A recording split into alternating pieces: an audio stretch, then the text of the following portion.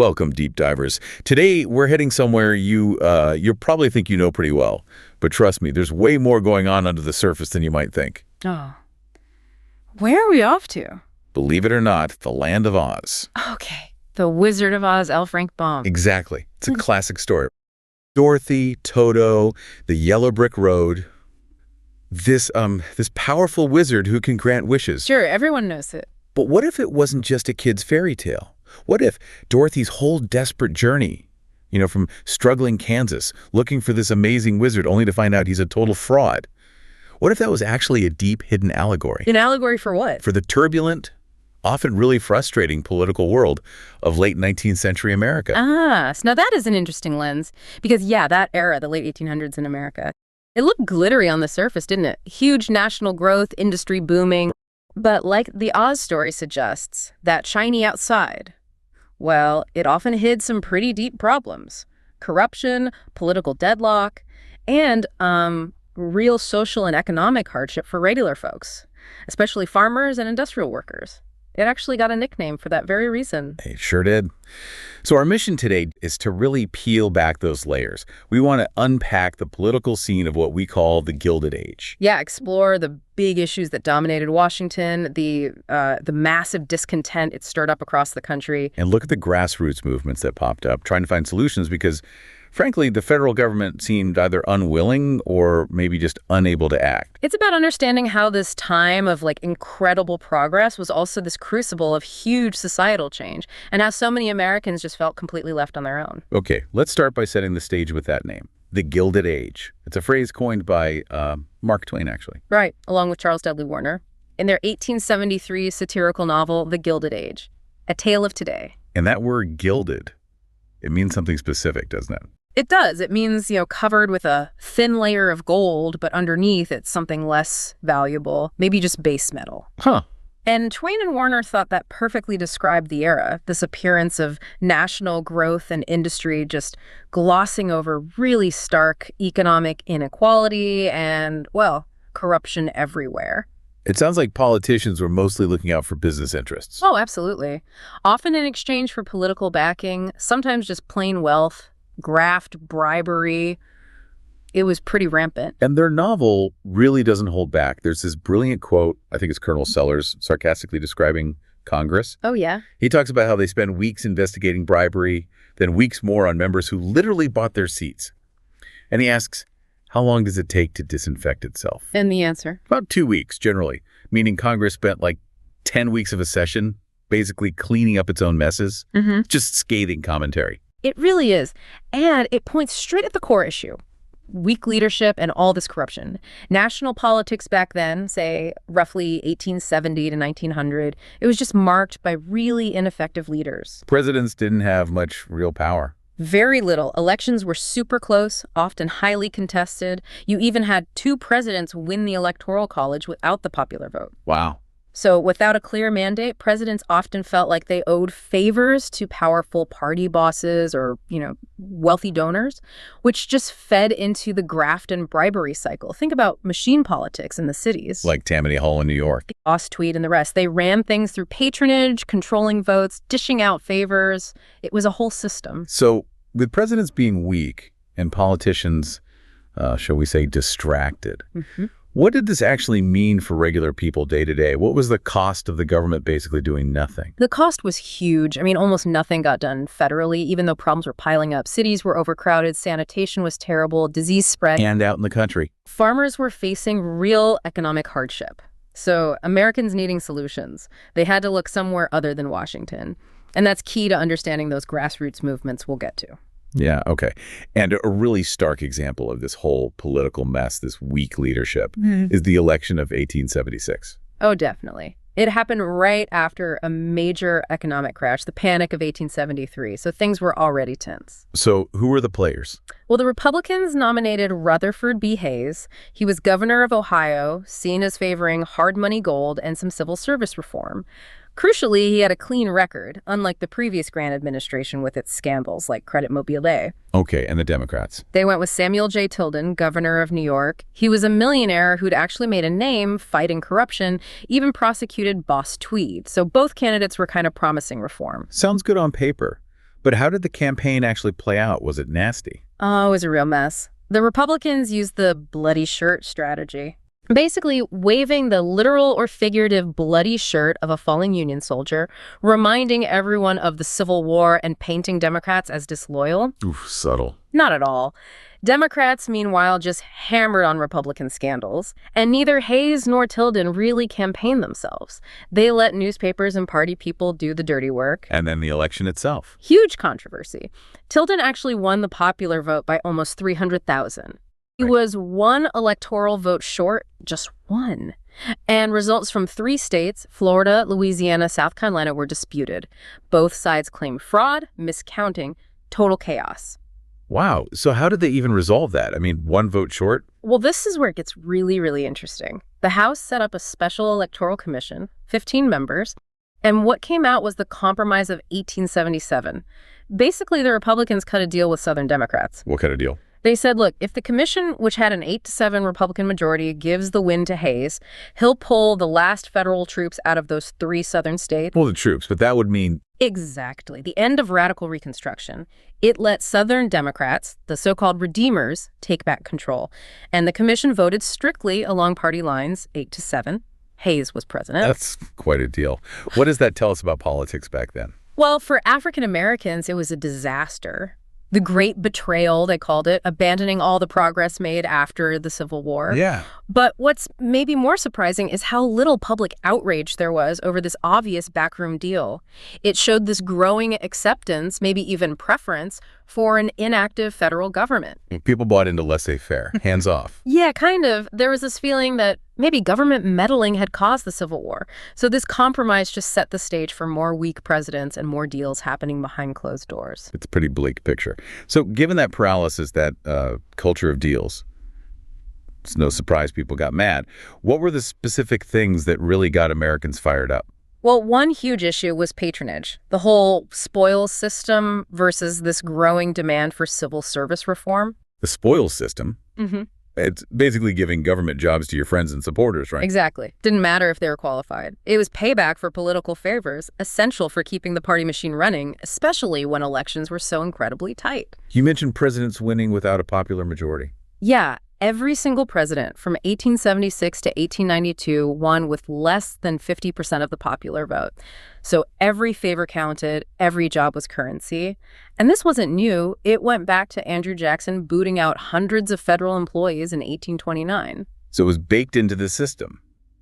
But people started pushing back? They did. As early as 1872, you had the Liberal Republican Party calling for thorough reform. President Hayes said he wanted reform, but he owed too many people after that 1876 election mess. Right. He made some small moves, like saying you couldn't fire someone just for political reasons. But powerful party bosses like Roscoe Conkling, head of the Stalwarts, they loved the spoils system.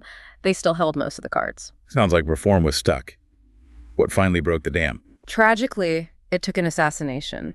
President James A. Garfield in 1881. He was shot by Charles Guiteau. Guiteau was a disgruntled guy, a stalwart, who honestly believed he deserved an ambassadorship just for writing a campaign speech. You're kidding. Nope. He apparently shouted, "I am a stalwart of stalwarts," when he shot Garfield. Later, his defense was basically, "The doctors killed him, I just shot him." The whole thing horrified the country and suddenly put civil service reform right at the top of the agenda. That's unbelievable. And the person who signed the big reform bill was Garfield's VP, Chester Arthur. Yeah. Who was a stalwart himself, wasn't he? A Conkling guy. He was. It's one of those great political ironies. But once Arthur became president, he kind of distanced himself from the old guard. Maybe he felt he didn't owe anyone anymore. So he actually pushed for reform. He did. He became a champion for it. In 1883, he signed the Pendleton Civil Service Act. It created the Civil Service Commission, set aside about 10% of federal jobs to be filled by competitive exams, not favors. Only 10%. Yeah, but crucially, future presidents could add jobs to that protected list, but they couldn't shrink it. It was the first real dent in the spoils system, a major first step. Okay, so patronage was one big fight. What else? Tariffs were a hot topic too, right? Yeah. Taxes on imports. Huge issue, and it really split the country. Big business loved high tariffs. It protected them from foreign competition, forced Americans to buy their stuff. But regular folks? Farmers hated them. High tariffs meant higher prices for everyday goods. They wanted lower tariffs, more competition, lower cost of living. Did anyone try to lower them? Well, President Arthur tried. His commission recommended a 25% cut.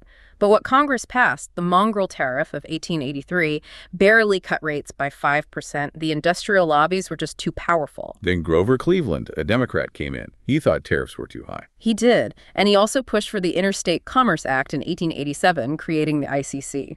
The Interstate Commerce Commission. What was that supposed to do? Its job was to regulate railroad prices, make sure they were fair, especially stopping things like secret rebates for massive companies like Standard Oil, which hurt small farmers who had to pay full price. Was it effective? It was a start, a big step towards federal regulation. But the Supreme Court later weakened the ICC's power to actually set the rates. And then under the next president, Benjamin Harrison, tariffs shot right back up with the McKinley tariff. Some rates hit 50%. Highest ever up to that point. Okay, so patronage, tariffs. And the third big one, maybe the most fundamental for people's wallets, money itself. The whole gold versus silver thing. Oh, absolutely central. The government was totally committed to the gold standard. They'd even stopped coining silver back in 1873. And what did that mean practically? It meant a limited money supply because gold was relatively scarce. That led to deflation prices falling. Sounds good, maybe, but it was terrible if you had debts. Like farmers. Exactly. Farm prices were plummeting anyway due to overproduction. Deflation meant the money they owed was worth more than when they borrowed it. They were desperate for more money in circulation inflation to raise prices and make their debts manageable. So they wanted silver back in the mix. A bimetallic standard. That was the cry. More money, any kind of money. Harrison tried a bit with the Sherman Silver Purchase Act in 1890. Treasury had to buy and mint millions of ounces of silver each month. Did it help? Not really. It just spooked investors. They rushed to trade their new silver certificates for gold, draining the government's gold reserves even faster. So Cleveland repealed the act in 1893. Leaving farmers. Where? Feeling totally betrayed, stuck with, as one historian put it, a big stack of bills and wanted a big stack of money. Neither was forthcoming. Just economic ruin. So with Washington basically offering no help on patronage, tariffs, or the money supply, it's really no wonder people started organizing themselves, especially those farmers you mentioned. They were in a desperate spot. Farm prices kept falling, partly because they were getting too good at farming. More land, new machines, global competition. It all drove prices down. The overproduction trap. Produce more to pay debts, which lowers prices further, which means you have to produce even more, a vicious cycle. Plus, they felt squeezed by high railroad rates, expensive loans, and middlemen manipulating prices. So what did they do, since Washington wasn't listening?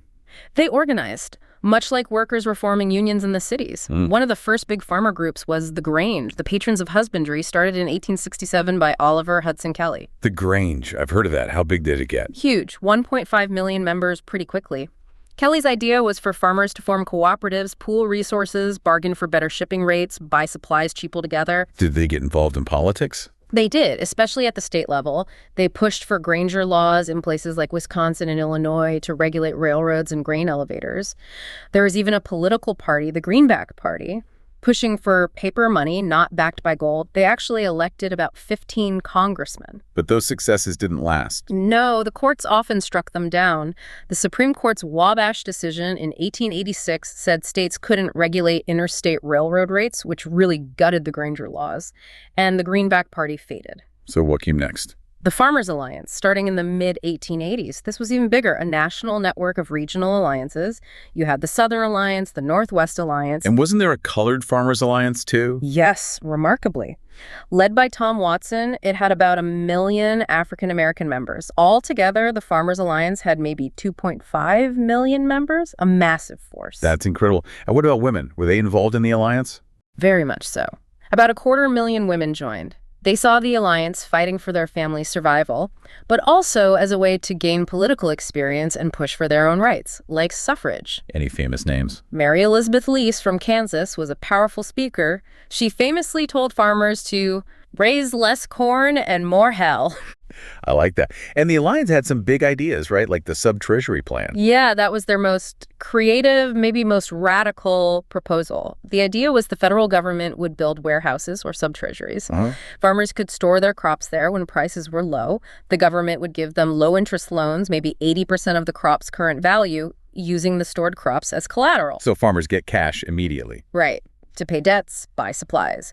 Then they could wait to sell their crops until market prices improved. It would give them bargaining power and help stabilize prices. Sounds clever. Did it happen? No. Economists actually thought it had merit. A version was adopted in the New Deal decades later. But back then, Congress balked. The idea of the government acting like a bank for farmers just seemed too radical. So the alliance tries organizing, tries lobbying, comes up with innovative plans, and still gets nowhere with the existing parties. Pretty much. Which led them to the next logical step. If the Democrats and Republicans won't help us, we'll form our own party. The Populist Party. The People's Party, officially formed in 1891, Charles McCoon and other alliance leaders decided it was time. Their platform, drafted in Omaha in 1892 by Ignatius Donnelly, was a fiery document. What did it call for? Oh, it went after the railroads, the banks, the big corporations. It demanded that sub-treasury plan, government control of railroads, an end to the national banking system, a graduated federal income tax, direct election of senators. Basically, a much more active federal government working for the common person. That sounds pretty revolutionary for the time. It absolutely was, and their first presidential candidate, James B. Weaver, actually pulled in over 1 million votes in 1892. For a brand new third party, that was a real shock to the system. Okay, so populism is rising, but then things get even worse for the country as a whole in the 1890s. The Panic of 1893 hits. Yeah, farmers might have grimly wished others felt their pain, and boy, did they get their wish. This was the worst depression the nation had ever seen up to that point. What triggered it? A lot of it was over-speculation in railroads again. Companies expanded too fast, took on too much debt.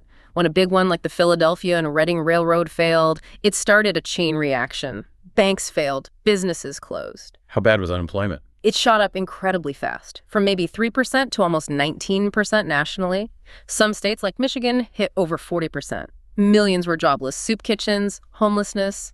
It was devastating. And the government's response? Did they step in this time? Largely, no. Americans across the board learned what farmers already knew. This weak, patronage-focused government just wasn't equipped to handle a crisis like this. They'd seldom faced these questions before, as one account put it. Few solutions were offered. Which must have just fueled more anger, like Coxey's Army in 1894.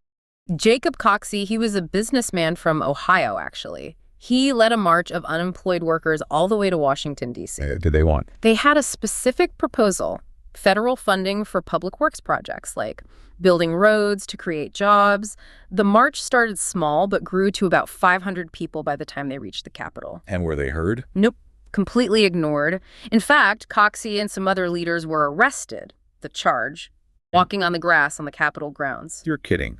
Arrested for walking on the grass. That was the official reason. It just showed the government's total disconnect, and it definitely pushed more frustrated workers towards the Populist Party. And this event, Coxey's Army, brings us right back to Oz, doesn't it? L. Frank Baum supposedly saw them. He did. And many scholars see direct parallels. The scarecrow is the farmer, needing brains. The tin woodman is the industrial worker, rusted by the economy, needing a heart. The cowardly lion. Often interpreted as William Jennings Bryan, the speaker we'll get to, seen by some as powerful but maybe lacking political courage. And their journey to Oz, that's Coxey's march to Washington. Seeking help from the wizard. Who turns out to be a fraud. Just like the president or the federal government seem powerless. And those silver slippers in the book, not ruby, like the movie on the Yellow Brick Road. Gold standard. Right. The silver slippers represent the populist demand for bimetallism, for silver to rescue the country from the gold standard path. It's a really compelling reading. It really is. Okay, so beyond Coxey's Army, the 1890s also had huge labor conflicts, right? Like the Pullman strike? Yes. Right after Coxey's Army in 1894, George Pullman, who built those fancy railroad sleeping cars, had a whole company town near Chicago. Rent, groceries, everything controlled by the company. And during the Depression, he slashed wages for thousands of workers but didn't lower their rents or the prices at his company store. Then he fired another couple thousand. So they were trapped. Completely, they went on strike. And Eugene V. Debs, head of the American Railway Union, supported them. He told all ARU members nationwide not to handle any train that had a Pullman car attached. Which would shut down the whole system. Pretty much. It paralyzed national rail traffic. How did the government react this time? President Cleveland. He sent in federal troops. The excuse was to protect the U.S. mail, which traveled on trains. Troops against the workers. Yes, a federal court issued an injunction ordering Debs to end the strike. He refused. What happened to him? He was arrested, jailed for 6 months for contempt of court. The strike collapsed, the ARU was broken, and labor felt completely crushed, seeing the government firmly side with business. So you got this terrible depression, Coxey's army ignored, the Pullman strike crushed. All this leads up to the election of 1896. The populists must have thought, this is our moment. They really did. All this hardship, all this discontent. Surely farmers and workers would unite behind them now. Who are the main candidates? The Republicans went with William McKinley. Safe choice. He defended the gold standard, high tariffs, basically, stay the course. And the Democrats. The Democrats nominated William Jennings Bryan. He was young, a congressman from Nebraska, a fiery orator, and crucially, he embraced the silver issue. He was pro-silver. Absolutely. He understood farmers' problems, even liked the sub-treasury idea. He seemed like he could be the voice for all the struggling people the populists represented. And he gave that famous speech. The Cross of Gold speech at the Democratic Convention. It was electric. He painted the conflict as Eastern money interests versus the hardworking farmers and laborers of the rest of the country. Was it the famous line? You shall not press down upon the brow of labor this crown of thorns. You shall not crucify mankind upon a cross of gold. It brought the house down, and it made him the instant hero of the silver movement. So the populists had a dilemma. Bryan sounded perfect, but he was running as a Democrat.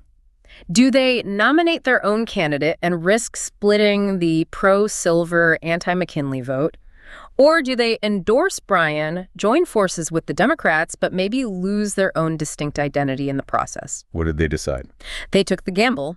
They endorsed Bryan for president. Try and keep some independence, they nominated their own guy, Tom Watson from Georgia, for vice president instead of the Democratic VP nominee. A fusion ticket, sort of. How did the election campaign go? It was fascinating. McKinley mostly stayed home, ran a front porch campaign, letting delegations come to him in Ohio. Bryan, though, he was a whirlwind. Crisscrossed the country by train, gave hundreds of speeches, sometimes dozens a day. A totally modern campaign in that sense. So the result? McKinley won. It wasn't a landslide, but it was decisive. About 7.1 million votes to Bryan's 6.5 million. McKinley was actually the first president in 24 years to win a clear popular majority. Turnout was massive, the largest ever up to that point. So Bryan lost, even with populist support. What did that mean for the Populist Party? Was that the end? It was a huge blow, yeah. They'd thrown their lot in with the Democrats and lost. Critics started calling them Democrats in sheep's clothing. It really damaged their ability to function as an independent force. Were there other factors too? Yes, a couple things happened that took the wind out of their sails. First, the Klondike gold rush started right around 1896.